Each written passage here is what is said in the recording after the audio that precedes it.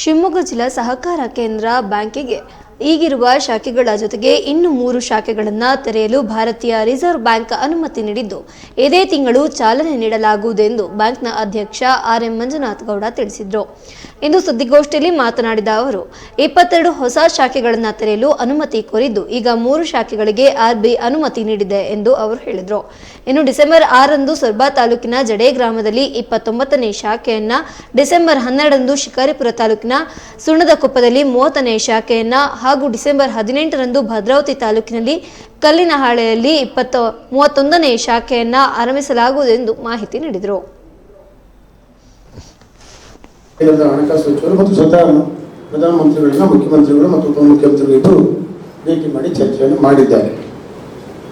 ಈಗ ವಿಶೇಷವಾಗಿ 50,000ಕ್ಕಿಂತ ಹೆಚ್ಚು ರೈತರು, 50,000 ನಮ್ಮ ಅಧಿಕೃತವಾಗಿ ನಮಗೆ ಅಂಕಿಅಂಶ ತಗೊಂಡ್ರೆ 50,383 ರೈತರು ಸುಮಾರು 23 ಕೋಟಿಯಷ್ಟು ಪ್ರೀಮಿಯಂ ಅನ್ನು 22 ಕೋಟಿ 60 ಲಕ್ಷ ಸ್ವಲ್ಪ ಹೆಚ್ಚು ಕಡಿಮೆ ಪ್ರೀಮಿಯಂ ಅನ್ನು ಕಟ್ಟಿದ್ರು.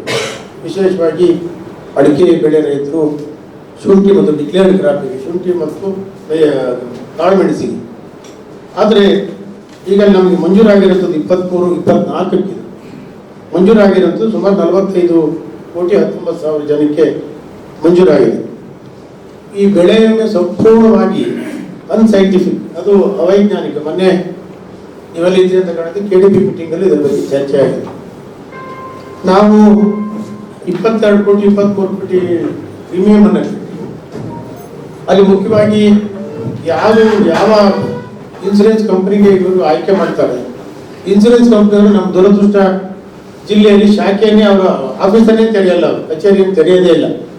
ಸುಮ್ಮನೆ ನಮ್ಮ ಮೂಲಕ ಅಗ್ರಿಕಲ್ಚರ್ ಹಾರ್ಟಿಕಲ್ಚರ್ ಡಿಪಾರ್ಟ್ಮೆಂಟ್ ಮೂಲಕ ಜಿಲ್ಲಾಧಿಕಾರಿಗಳ ಮೂಲಕ ಪ್ರಚಾರವನ್ನು ಮಾಡುವಂಥದ್ದು, ಪ್ರೀಮಿಯಂ ಅನ್ನು ಕಡಿಸ್ಕೊಂಡು ಆನಂತರ ಮಾಯ ಆಗ್ಬಿಡೋದು, ಕಡೆಗೆ ಒಂದು ದಿವಸ ಪ್ರೀಮಿಯಂ ಘೋಷಣೆ ಮಾಡೋದು. ಇದು ಟೋಟಲಿ ಆಗಿ ರೈತರಿಗೆ ಅನುಕೂಲ ಅಲ್ಲ. ಪ್ರೀಮಿಯಂ ಕೂಡ ಜಾಸ್ತಿ ಇದೆ, ಮತ್ತೆ ವಿಮಾ ಕಚೇರಿ ಇಲ್ಲದೆ ಇರುವಂಥದ್ದು ಬಹಳ ದೊಡ್ಡ. ಯಾರು ವಿಚಾರ ಮಾಡಬೇಕು? ನಾವು ಬರೀ ಪ್ರೀಮಿಯಂ ಕಲೆಕ್ಟ್ ಮಾಡ್ತೀವಿ, ಕಟ್ತೀವಿ, ವಿವರಗಳು ಪೂರ್ತಿ ಜಿಲ್ಲಾಧಿಕಾರಿಗಳ ಕಚೇರಿಗೂ ಗೊತ್ತಿಲ್ಲ ಅಂತಾರೆ, ತೋಟಗಾರಿಕಾ ಇಲಾಖೆಗೂ ಗೊತ್ತಾಗಲ್ಲ ಅಂತಾರೆ, ಕೃಷಿ ಇಲಾಖೆಗೂ ಗೊತ್ತಿಲ್ಲ ಅಂತಾರೆ. ಅದರಿಂದ ಇದೀಗ ಹೀಗಾಗಬಾರ್ದು. ನಾನು ರಾಜ್ಯ ಮತ್ತು ಕೇಂದ್ರ ಸರ್ಕಾರ ಎರಡು ಪಾಲಿದೆ ಇದರಲ್ಲಿ, ವಿಮೆಯಲ್ಲಿ, ಬೆಳೆ ವಿಮೆಯಲ್ಲಿ. ತ್ವರಿತವಾಗಿ ಸುಮಾರು ನಮ್ಮ ಹತ್ರ 3 ಲಕ್ಷಕ್ಕಿಂತ ಹೆಚ್ಚು ಗ್ರಾಹಕರಿದ್ದಾರೆ. ಅವರೆಲ್ಲರಿಗೂ ವಿಶೇಷವಾದಂಥ ನೆರವನ್ನು, ಆರ್ಥಿಕ ನೆರವನ್ನು, ಡಿಪಾಸಿಟ್ ಅನ್ನ ಮಾಡುವಂಥದ್ದು, ಪಡ್ಕೊಳ್ಳುವಂಥದ್ದು, ಆರ್ಥಿಕ ನೆರವನ್ನು ಕೊಡುವಂಥದ್ದು ಈ ದೃಷ್ಟಿ ಅತ್ಯಂತ ವೇಗವಾಗಿ ಆಗಬೇಕು ಅನ್ನೋ ಕಾರಣಕ್ಕಾಗಿ ಕಾರ್ಪೊರೇಟ್ ಮಾದರಿಯಲ್ಲಿ ನಾವು ಈಗಾಗಲೇ ನಮ್ಮ ಬ್ಯಾಂಕನ್ನು ಸಜ್ಜುಗೊಳಿಸಿದ್ದೀವಿ. ನಾವು ಹಾಗೆ ಎಲ್ಲ ನಮ್ಮ ಹಾಲು ಉತ್ಪಾದಕರಿಗೆ ಒಂದು ವಿಶೇಷವಾದ ಯೋಜನೆಯನ್ನು ಪ್ರಾರಂಭ ಮಾಡ್ತಾ ಇದ್ದೀವಿ. ನಾವು ಈ ಬರುವ ವಾರದಿಂದ ನಾವು ಎಲ್ಲ ಹಾಲು ಉತ್ಪಾದಕರನ್ನ ಶಿವಮೊಗ್ಗ DCC ಬ್ಯಾಂಕಿನ ಅಕೌಂಟ್ಗಳನ್ನು ಓಪನ್ ಮಾಡಿ, ನಾವು ಅವ್ರಿಗೆ ಹೇಳಿದ್ರು 0 ಬ್ಯಾಲೆನ್ಸಲ್ಲಿ ನಾವು ಅಕೌಂಟನ್ನು ಪ್ರಾರಂಭ ಮಾಡ್ತೀವಿ. ನಾವು ಅವರ ಹಾಲು ಉತ್ಪಾದಕರ ಸಹಕಾರ ಸಂಘದ ಬಳಿಗೆ ನಮ್ಮ ಬ್ರಾಂಚ್, ಏನು ಮೊಬೈಲ್ ಬ್ರಾಂಚ್ ಇದೆ ನಮ್ಮದು, ಅದು ಹೋಗುತ್ತೆ. ಅವರಿಗೆ ಒಂದು ಸರಿಯಾದ ಕಾಲಮಿತಿಗೆ ಬಂದು ಹೋಗದಿಲ್ಲಕ್ಕೆ ಅವರೆಲ್ಲ ಪ್ರತಿಯೊಬ್ಬ ಹಾಲು ಉತ್ಪಾದಕರಿಗೂ ಕೂಡ ನಾವು ATM ಕಾರ್ಡನ್ನು ಕೊಡ್ತೀವಿ, ಕ್ರೆಡಿಟ್ ಕಾರ್ಡನ್ನು ಕೊಡ್ತೀವಿ, ನಾವು ನಮ್ಮ ಡೆಬಿಟ್ ಕಾರ್ಡನ್ನು ಕೊಡ್ತೀವಿ. ಅವ್ರಿಗೆ ನಮ್ಮ ಏನಿವತ್ತು ರುಪೇ ಕಾರ್ಡ್ ಇದೆ, ರುಪೇ ಕಾರ್ಡನ್ನು ವಿತರಣೆ ಮಾಡ್ತೀವಿ. ಅವ್ರು ಎಲ್ಲಿ ಬೇಕಾದರೂ ಹಣವನ್ನು ಪಡೆಯೋದಕ್ಕೆ ಅವಕಾಶ ಆಗ್ತದೆ. ಅವರೆಲ್ಲರೂ ಈಗ ಶಿವಮೊಗ್ಗ ಹಾಲು ಒಕ್ಕೂಟ ಕೂಡ ಸಹಕಾರಿ ವ್ಯವಸ್ಥೆ ಒಂದು ದೊಡ್ಡ ಸಮಸ್ಯೆ ಆಗಿರೋದ್ರಿಂದ ನಾವು ಅವರು ಸೇವೆ ಕೊಡ್ತೀವಿ.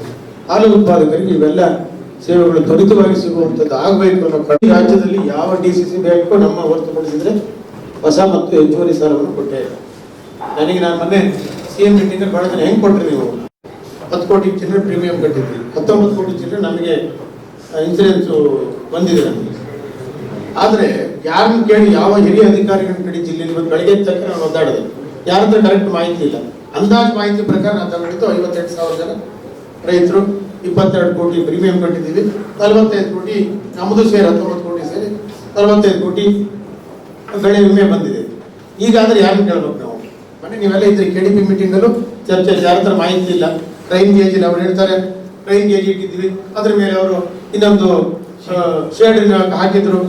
ಇವೆಲ್ಲ ಈ ಥರದ ಮಾತುಗಳು ಆಡ್ಬಿಟ್ರೆ ಬೇರೆ ಯಾರು ಮಾತಾಡಿದ್ರೆ ಏನು ಹೇಳ್ತಾರೆ?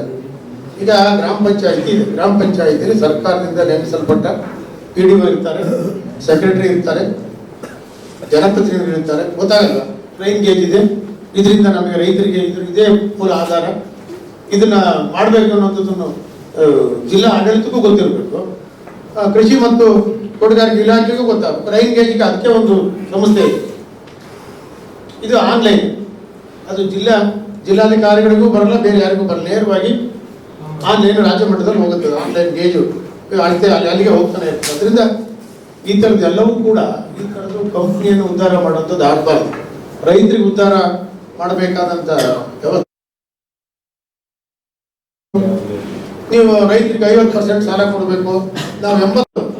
ಈ ಉದಾಹರಣೆಗೆ ನಾವು ಒಂದು ಸೊಸೈಟಿ, ನಮ್ಮದೇ ಸೊಸೈಟಿ, ಸಿರಿಗೆರೆ ಸೊಸೈಟಿ ಅಂತ 10 ಕೋಟಿ ಸಾಲ ಕೊಟ್ಟಿದ್ರು, ನಾನು ಅವರು 15-20 ಕೋಟಿ ಅಂತ ಆಗುತ್ತೆ. ಕ್ಯಾಶ್ ವ್ಯವಹಾರಗಳು ನಡೀತದೆ, ಕ್ಯಾಶ್ ನಡೀತದೆ, ಲಾಭ ಇಲ್ಲ ಅವರಿಗೆ. ಈ 10 ಕೋಟಿ ವ್ಯವಹಾರ ಮಾಡಿದ್ರೆ 3 ಲಕ್ಷ ಲಾಭ ಆಗೋದು ಕಷ್ಟ ಇದೆ. ಟೋಟಲ್ 3 ಲಕ್ಷ ಲಾಭ ಆಗೋದು ಕಷ್ಟ ಇದೆ. ಅದು ಒಂದು 2 ವರ್ಷಕ್ಕೊಂದ್ಸರಿ ಸರ್ಕಾರ 1 ವರ್ಷ ಕೊಟ್ಟರೆ ಲಾಭ, 1 ವರ್ಷ ಕೊಟ್ಟರೆ ಮತ್ತೆ ಪೋಸ್ಟ್ಪೋನ್ ಆಗುತ್ತೆ. ಅದರಿಂದ ಇವೆಲ್ಲವನ್ನು ಬಿಡಬೇಕು ಅವನ್ನ. ಅದಕ್ಕಾಗಿ ಗಾಂಧಿ ನೆಹರು ಯಾಕೆ ನಾವು ಅವರ ಹುಟ್ಟುಹಬ್ಬದ ದಿವಸ ನವೆಂಬರ್ 14ರಿಂದ 20ರವರೆಗೆ ಮೊದಲ ಪ್ರಧಾನಮಂತ್ರಿ ಅವರು ಬರೆದಿದ್ರು, ಯಾವ ಕಾರಣಕ್ಕೂ ಅಗ್ರಿಕಲ್ಚರ್ ಪ್ರೈಮರಿ ಸೊಸೈಟಿಗಳಿಗೆ ಟ್ಯಾಕ್ಸ್ಗಳನ್ನು ಹಾಕೂಡುದು. ಅವು ಮೆಂಬರ್ ಡ್ರಿವನ್ ಸಂಸ್ಥೆಗಳು, ಸದಸ್ಯರಿಂದಲೇ ಪ್ರಾರಂಭ ಸಂಸ್ಥೆಗಳು ಲಾಭ